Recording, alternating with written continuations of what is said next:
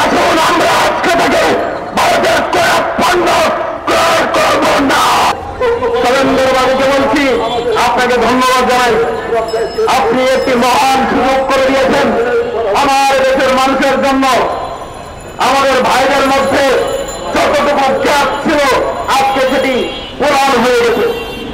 হিন্দু, বৌদ্ধ, খ্রিস্টান, মুসলিম যত জাতি আছে সকল ধর্ম ভুলে গিয়ে আজকে আমরা ভাই ভাই হয়ে গেছি। প্রিয় বন্ধুগণ, সিরাজগঞ্জের ভাষায় একটু কথা বলে যায়, নিজের হুন্ডে আপন আরেকজনের উপর। এটার মানে হলো ওদের যে সমস্যা, সেই সমস্যার জন্য আমাদেরকে পানি ব্যবহার করতে বলে।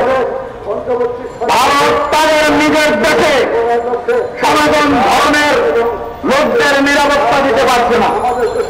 আন্তর্জাতিক মিডিয়াগুলোতে তারাভাবে প্রচার হচ্ছে, কিন্তু ভারতীয় কোন মিডিয়ায় আজ পর্যন্ত আসে না। কারণ তারা তাদের সেগুলো ঢেকে রাখার জন্য আমার দেশকে একটি অনিশ্চিত ভবিষ্যতের দিকে ঠেলে দিতে চায়। ভারতকে বলছি, গত কয়েকদিন আগে বর্তমান সরকারের প্রধান উপদেষ্টা তার ডাকে আমরা সাড়া দিয়েছি। তার মধ্য দিয়ে আজকে বাংলাদেশ সার্বভৌমত্বের প্রশ্ন একাক্ষা হয়ে গেছে। যদি আপনারা আমাদের চট্টগ্রাম দখল করতে চান, আমি বলবো আমাদের শুধু ব্রাহ্মণবাড়িয়া দখল করে দেখান।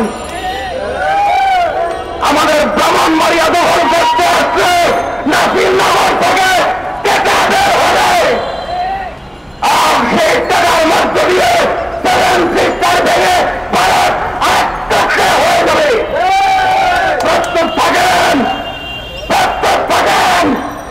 বাংলাদেশের মানুষকে আপনারা ছিলেন নাই, এরা রক্ত দিতে শিখেছে। তারা রক্ত চক্ষুকে ভয় পায় না। ৭১ রক্ত দিয়ে স্বাধীন হয়েছিল, ২৪ সালে রক্ত দিয়ে ভারতের রেড প্যান্থার আর্মি প্রদেশকে পরাজিত করে ভারতের পালিয়ে যাওয়ায় বাধ্য করেছে।